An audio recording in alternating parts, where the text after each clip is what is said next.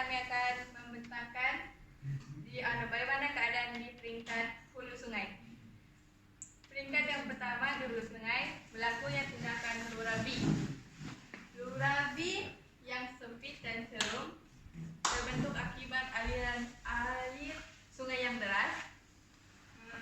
Contohnya di Grand Canyon Amerika Syarikat.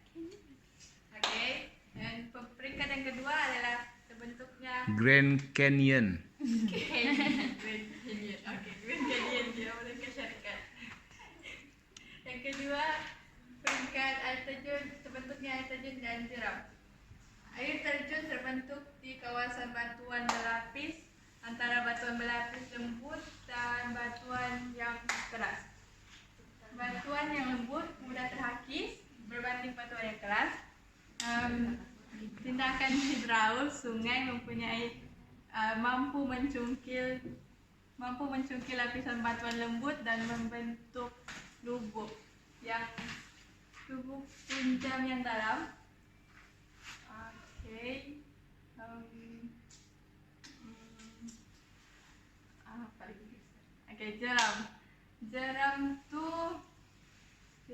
Jeram terbentuk akibat keadaan condong dan pergerakan air kelihatan bertingkat-tingkat.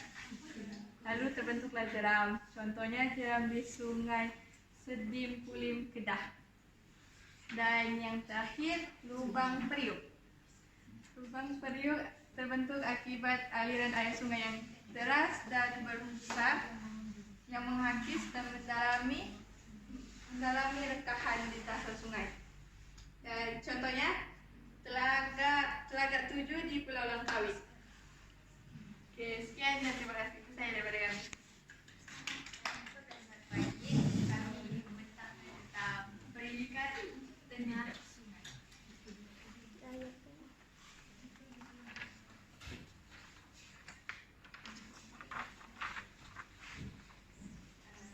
Yang pertama, lurah bentuk U. Lurah bentuk U terjadi akibat aliran sungai yang tidak begitu deras menghakis tebing sungai secara melebar.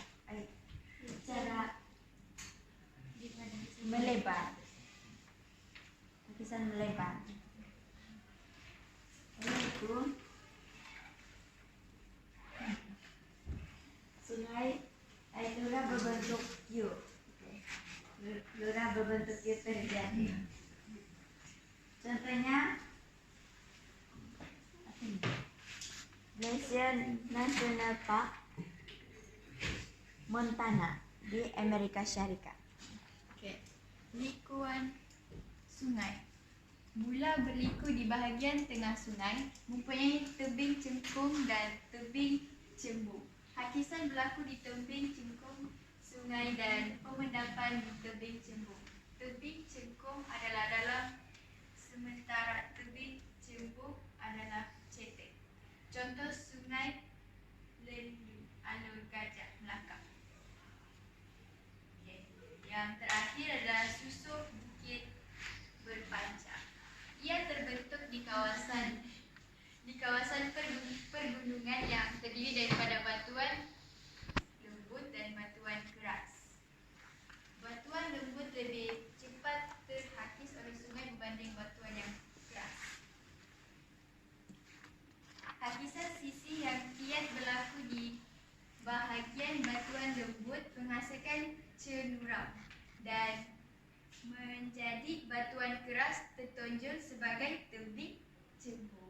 Contohnya Black River Valley di Vietnam. Valley.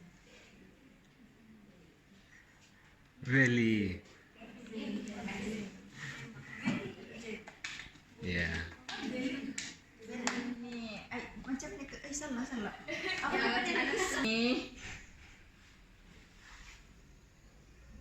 Oke, ini kan sungai. Ya. Jadi aliran sungai ini dia lurus. Dia menegak jauh, dia ada belokkan first.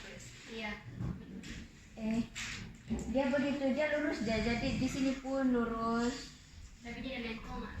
Gitu. Jadi disebabkan aliran arus sungai ini laju terus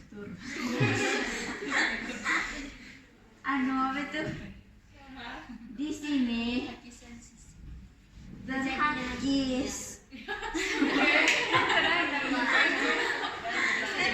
sebab kan dia laju untuk dia kasih belok itu aliran sungai itu di sini.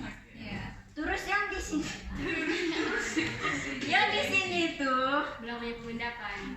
temendap sebab yang bahan-bahan semua itu yang dia angkutkan dia berhenti di sini. Paham? Nah, sama betul. Oke, gitu loh, Bang. Kok puas? Puas ada? Puas. Kepada Cikgu dan Ramadan. Hari ini kami akan membicarakan tentang peringkat hilir. Oke, yang pertama lingkungan terpenggal dan ladang. Oke, ayo ini sekarang berliku-liku di hilir sungai.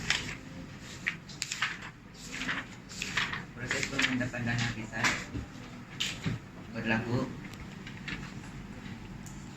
apabila lingkungan sungai terpisah daripada alur sungai. Lingkungan ini dinamakan sebagai lingkungan terpenggal, yaitu seperti yang kamu nampak Nina. Ya seperti bentuk apa ini? Ladang. Dia terbentuk apabila mula dia bentuk macam C. Sekali itu dia kena arus air hakis, terus sini akan terhakis dan sini akan mendap. Apabila dia terhakis di sini, dia akan mengalir lagi ke sini dan dia akan terhakis di sini dan sini akan mendap. Sekali dia terhakis di sini, baru dia mendap di sini. Dan apabila itu dia akan bersambung macam begini. Hakisan itu akan bersambung. Apabila lama-lama dia akan menjadi seperti ini.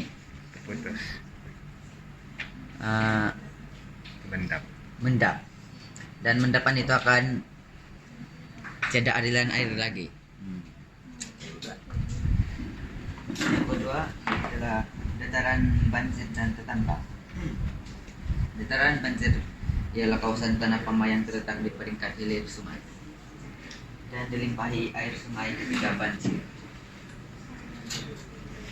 Nampak pula ialah jaluran pematang antara sungai dengan dataran banjir. Oke.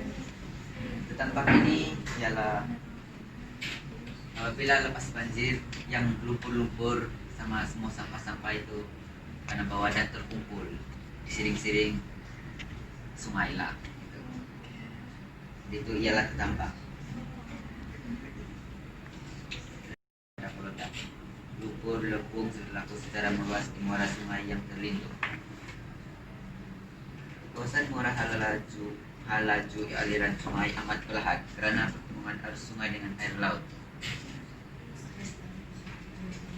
Arus sungai dengan arus laut. Jadi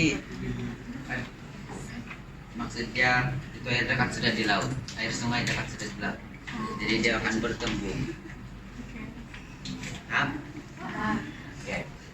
Sekian, terima kasih. Dan